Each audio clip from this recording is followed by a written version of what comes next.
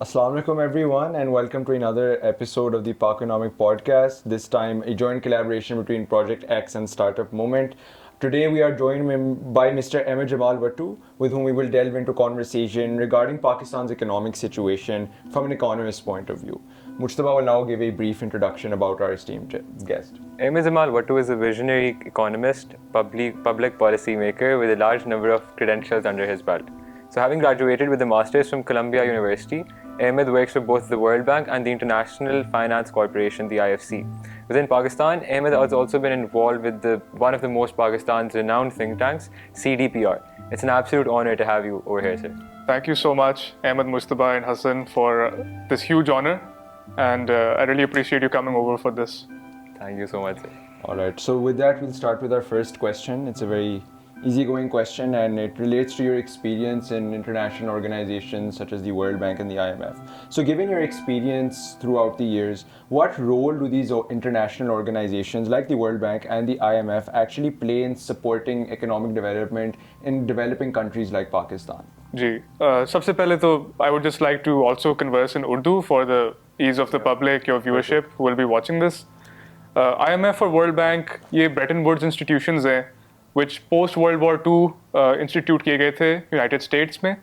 Bretton Woods is an area in the US where this agreement was signed, whereby these institutions were created to facilitate a post-war economic recovery, because उनको अंदाजा था कि due to the war and due to circumstances, the 1930s recession, Great Depression जिसको कहा जाता है, the global economy was seen as being very fragile. So these institutions were necessary, they felt, to allow for like shared economic prosperity in the world and to reduce poverty. So IMF basic terms में एक lending institution है. They are the lender of last resort, and आजकल they are catering more to developed countries, mainly in Asia and Africa, whereas the World Bank mainly focuses on infrastructure projects, education, healthcare in developing countries. So इनके mandates different हैं, but they are sister organizations and they play a very huge role in the global economy. So if you look at Pakistan's case, Pakistan has recently taken a 23rd loan from the IMF, and this reflects badly on the economic policies which successive governments have taken. Whereas it has continued to be a recipient of World Bank aid, क्योंकि आपके आए दिन कोई ना कोई natural disaster या कोई climate change induced एक catastrophe होती है जिससे काफ़ी economic losses होते हैं, material losses के अलावा like casualties भी काफ़ी होती हैं, as you can see in the 2014 floods, the 2022 floods, which caused severe damage to Pakistan's infrastructure. तो ये एक मेन मैं एक बैकग्राउंड दूंगा आपके व्यूअर्स को, what the IMF does, what the World Bank does. The IMF mainly lends to countries which are facing economic issues, credit imbalances, that facing default risks, whereas the World Bank mainly facilitates like infrastructure development, availability of electricity, gas, water, इस तरह की जो सहूलतें हैं. In previous years हमने तो बहुत सुना है IMF specifically about the deal that you're talking कि जो our 23rd deal with the IMF. तो इसमें we also had lots of varying opinions. I think politics plays a huge role into the narrative being built around these loans. Were these loans good for us? Were they bad for us? So I've heard a lot, like critics argue and some don't, that these IMF loans, that this specific IMF loan that we had recently, it came with a lot of austerity measures that impacted vulnerable populations. So in your opinion, do you think that these austerity measures, were they necessary for Pakistan? Were they, as the name suggests, they were just austerity measures that shouldn't have been levied upon Pakistan? Was it necessary to save a crippling economy like ours? I believe the onus of this situation which we find ourselves in, this is entirely on Pakistan ki governments, because the IMF has this set structure which it follows every time. The only way you can get out of like a default situation is to reduce your government expenditures or increase your revenues, or both. So in Pakistan's case, we need to drastically reduce our debt to GDP ratio. And so the IMF is recommending 2 or 3 things. It's basically saying that you have to reduce your government expenditures. Basically, आपका primary expenditure होता है, which includes your government expenditures and your interest payments on the loans which you have opted for. तो जब ये primary expenditure Pakistan cover कर सकता है तभी IMF से इंडिपेंडेंस मिल सकती है. If you can't do that, then you will always be dependent on the IMF. And जैसे पाकिस्तान के केस में होता आ रहा है कि we have never gotten to the point where we have been like self-sufficient in the sense के we are an import-based economy और हमें जो है successive imports करने होते हैं to produce exports which we then ज़ाहिर है we export to various countries. तो इस केस में we have to sort of like realize कि ये पाकिस्तान की अपनी गलतियां हैं जिससे we are now at this point with austerity measures IMF ने recommend किए हैं which we have to take. अगर आप देखें तो electricity prices are increasing every day और inflation, short-term inflation is at 37%. तो these are like extremely high levels of inflation जिससे अवाम जो है ना जो आम आदमी है उसके लिए it has become very difficult to live. और ये सारा I guess you couldn't entirely blame the IMF and the World Bank because they did not put Pakistan in this situation. Historically, अगर आप देखें, Pakistan has opted for IMF loans but has always reneged on its compulsions. It has never implemented the IMF's structural adjustment policies. SAPs कभी आपने fully implement नहीं किए. And there are so many success stories of the IMF. You see Tunisia, Morocco, Egypt in the 80s and 90s. They were facing very similar situation to what Pakistan is facing. They were very near default. लेकिन they implemented structural adjustment policies. उन्होंने अपना जो exchange rate है उसको floating रखा, which Pakistan always tries to avoid. Government जो है हमारी, it believes in a fixed exchange rate system. It believes in controlling the exchange rate. And ये चीज़ बहुत ही detrimental है पाकिस्तान की economy के लिए because that makes Pakistan's exports very uncompetitive. Pakistan के exports become expensive relative to other countries' exports.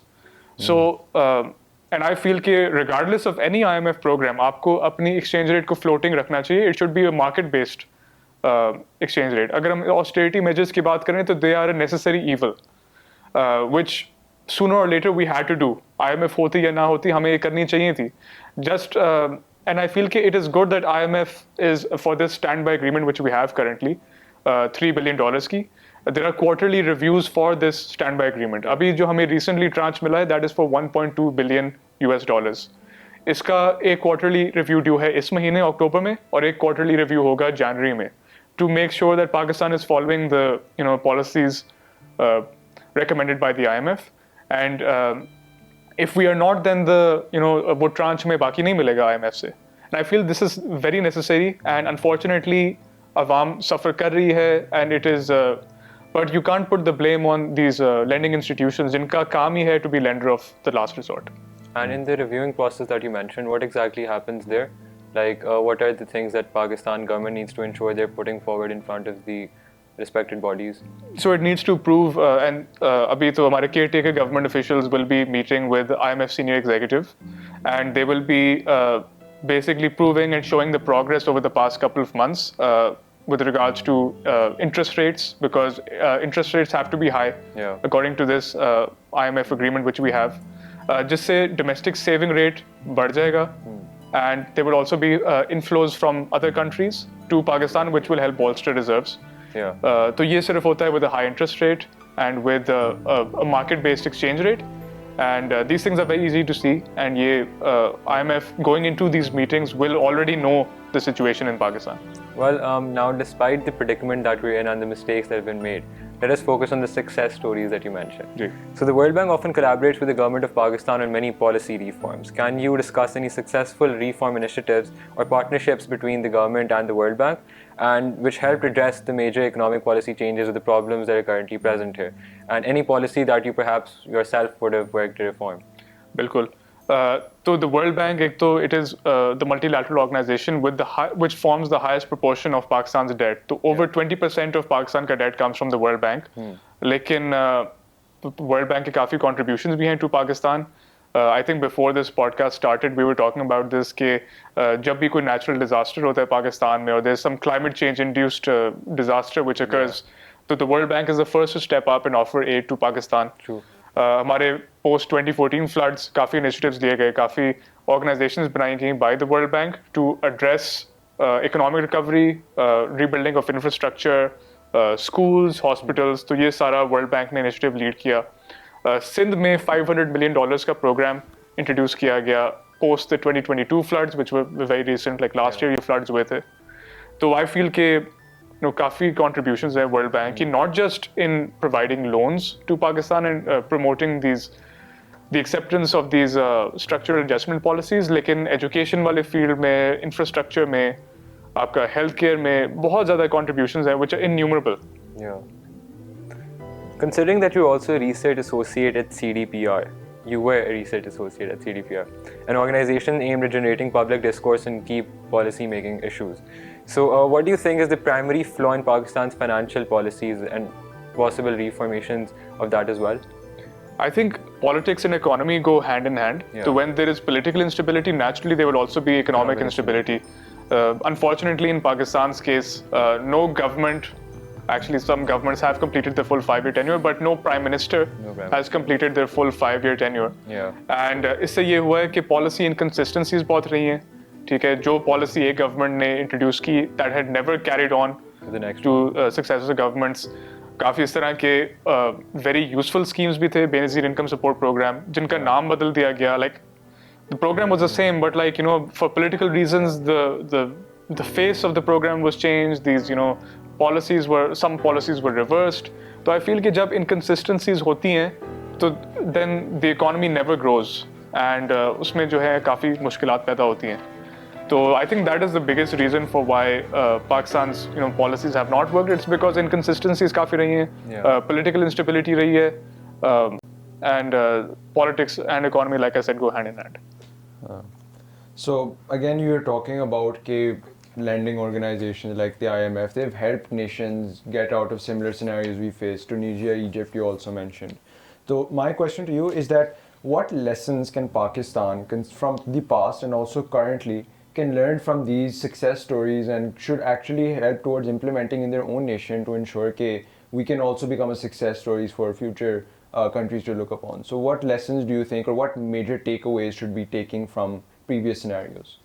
I think taking initiatives like Egypt did to drastically improve exports and also privatizing very inefficient public sector companies. जैसे Egypt ने ये किया कि in the 90s they privatized 1/3 of their public sector. तो ये एक बहुत बड़ा move था, but it really like geared their economy towards the future, और काफ़ी inefficiencies को tackle किया गया था. So what Pakistan can emulate or try to emulate from these Middle Eastern countries, which then did not go back to the IMF, is that they can like take these initiatives and without any sort of back and forth politically try to build a consensus कि यार ये चीज़ है जो मुल्क के बेहतरी में है, and we should sort of like move towards these areas. So also capitalizing on already efficient sectors, आपका agriculture sector जो है उसको जो है through high quality seeds उसको improve किया जाए, उसको जो है उस पे ध्यान दिया जाए. तो I feel कि also investing in human capital, which has been lacking in Pakistan for many years. So this is an investment in the future जो आप अपना human capital को बढ़ाने की कोशिश करते हैं through schools, universities. And yeah, that is what we can learn from other countries which also opted for IMF loans. In a previous podcast, I compared Pakistan's success to India's, and in India we saw that because of very strong political will to take those decisions, India ab kahan hai aur Pakistan ab kahan hai. So they focused on tech, high productivity sectors, and improved their exports, especially in technology products, जैसे software हो गया, smartphones, computers. And so Pakistan could also follow that track and focus on these things which are in high demand. So you talked about how we should privatize very largely ineffective public institutions. I think आजकल जो काफी लोगों के दिमाग पे is PIA, and how that we've been growing into a larger debt each and every year, and that we're not being able to tackle this problem क्योंकि question of patriotism भी आ जाता है, and whether or not we should privatize such a company that's dear to Pakistanis वगैरह. So in your opinion, do you think that's a right step, privatizing PIA, making sure it's more efficient so that it can actually be beneficial to our government rather than a burden on them? Exactly. I've been proposing this. I've been in favor of this for many years कि जो inefficient industries हैं, inefficient like आपका airport है, आपकी airline है, Pakistan International Airlines, जिसमें like historically काफी like they employed hundreds of thousands of people and cost unki badi thi. And so they became a very, very inefficient airline. Halanki in the, when it was first instituted many, many decades ago, Pakistan International Airlines was a leading airline, and Emirates wale pilots ko bhi apparently train kiya tha. That's what we hear. But ab unfortunately wo situation nahi rahi, and so I feel that privatizing would be a good move, or I think Pakistan should go for it. Yeah, but when you talk about privatization, I think the major question that comes in is who's going to buy it? Who's going to be buying the company, the airline? Because many families which are currently, you can say, funding Pakistan, or in other words, which are the elitist families of Pakistan, they're not interested in it. So, what's the solution for that? Because I do believe that we have solutions presented to the government, but they lack feasibility sometimes. And because of that reason, the government is also, it takes double takes on whether or not they want to pursue that policy that is presented, that is, encouraged for them to implement. So, what's your take on that? How can we execute this idea properly? I feel talking to foreign countries as well, just as Saudi Arabia recently, they expressed interest in taking over logistics of Benazir Bhutto International Airport. Just I think uska naam change kar liya to Islamabad International. So that is, I think, a welcome step. And if we can look towards like China, which is a very friendly country, I think they can provide as solutions. If we revisit like institutions like CPEC, कि CPEC वाले projects पे थोड़ा ध्यान दिया जाए, तो I think that is also going to be useful for Pakistan. लेकिन I think इस पे we shouldn't take hasty decisions. इस पे जो एक cost benefit analysis होना चाहिए. We should look at Pakistan's interests first and see if such an arrangement would be beneficial in the long run. But anything at this point is better than public sector handling of PIA or like similar industries जो काफी loss में जा रही हैं.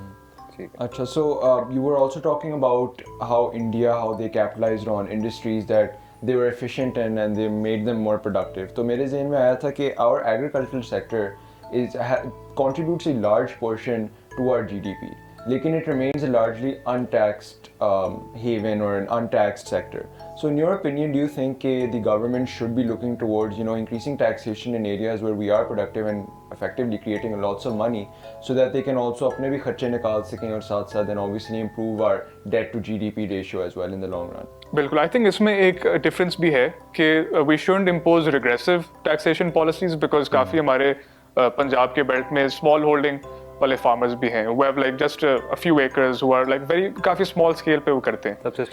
Subsistence farming भी exactly. तो I think government का focus होना चाहिए on like large scale जो बड़ी land owning families हैं in Punjab and Sindh and all over Pakistan, who have like over a specific number of acres which they currently manage. So I feel कि एक progressive taxation system ज़रूर होना चाहिए on like big agricultural families, ताकि that can contribute to increased government revenues for sure. लेकिन बिल्कुल regressive नहीं होना चाहिए because I think आजकल जो policies implement हो रही हैं through the current IMF program, वो they are very bad for the poorer sections of Pakistan's population. VAT बढ़ाया जा रहा है, electricity bills पे काफी ज़्यादा tax लगाया जा रहा है. तो I feel कि because poor पे already इतना बड़ा burden है, I feel कि अगर नई taxation होनी चाहिए, so that should be on people who are in the top 1% of the country. And on that note, we're talking about the government and all. In our school that day, we had Dr. Khaqan come for a little talk in a seminar. और उन्होंने कहा था कि obviously political instability तो होती है, and I also asked him this question, is that we see so much political instability, and that it's what happens in Pakistan. A government aati hai, they don't complete their tenure, and then we get to the next government. And this is becoming such a regressive problem. It happens every 5 years. We see it every 5 years happening in the past, and also presumably in the future it'll also happen. So how can future governments in Pakistan ensure कि जो भी इनको time मिले 4 साल 5 साल उसमें वो कुछ impactful कर सकें, ताकि this problem of them being replaced by the next government, that's no longer a problem for Pakistan, and we can start to see little tidbits of success साथ. So how can these governments aim to make short impactful decisions ताकि they can be implemented and not reversed by the next government? Bro, that's $1 million question, right?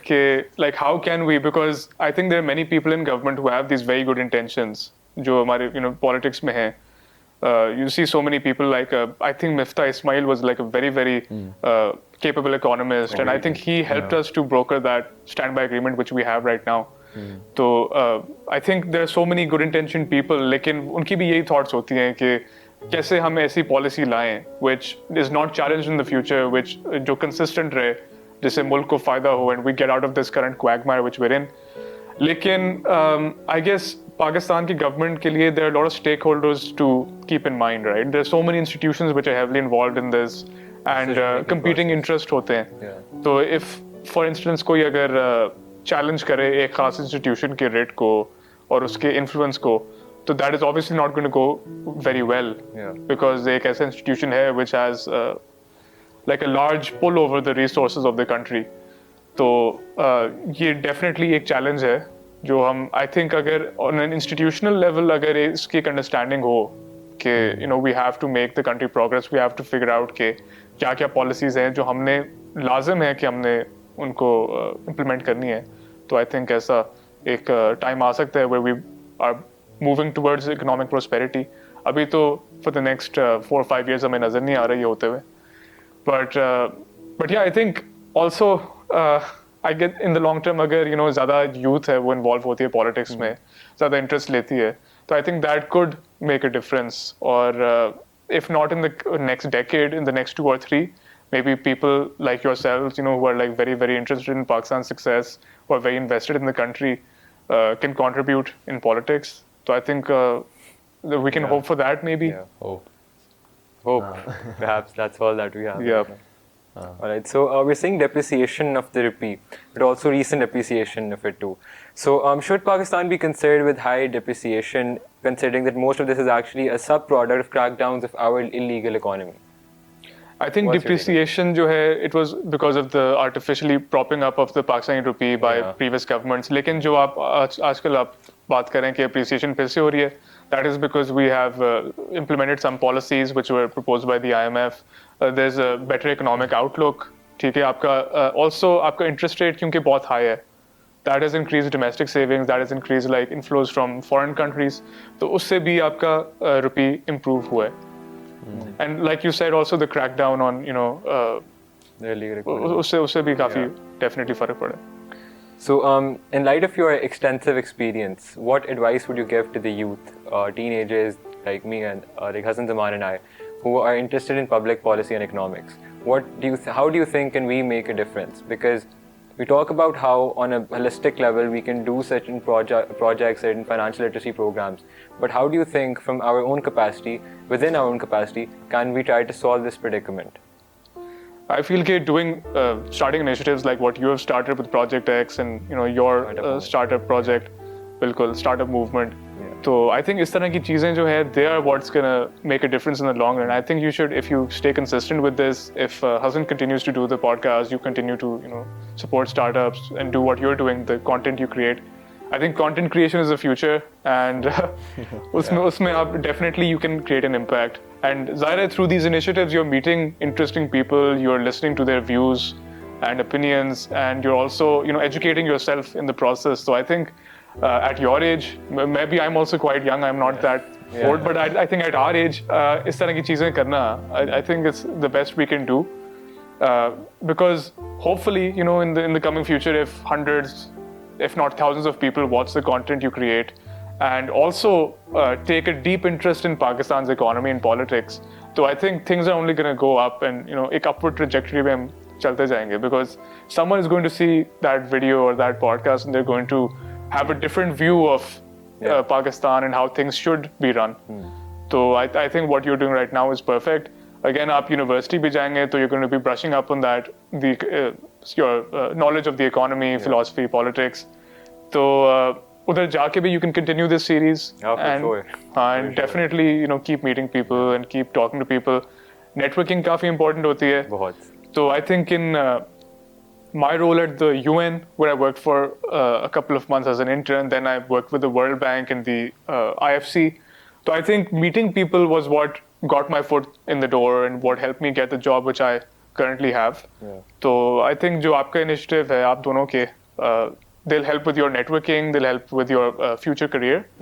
And even if you work from, you don't work in Pakistan, you contribute as an overseas Pakistani, there's so much you can do, there's so much impact you can have. Inshallah. And inshallah, you can bring investment to Pakistan in the future. Inshallah. इससे काफी फर्क पड़ेगा for sure. So thank you so much for your time, for your perspectives, your views. हम तो यहाँ, we can hope कि inshallah we do make a difference for the country, our people, in any way we can.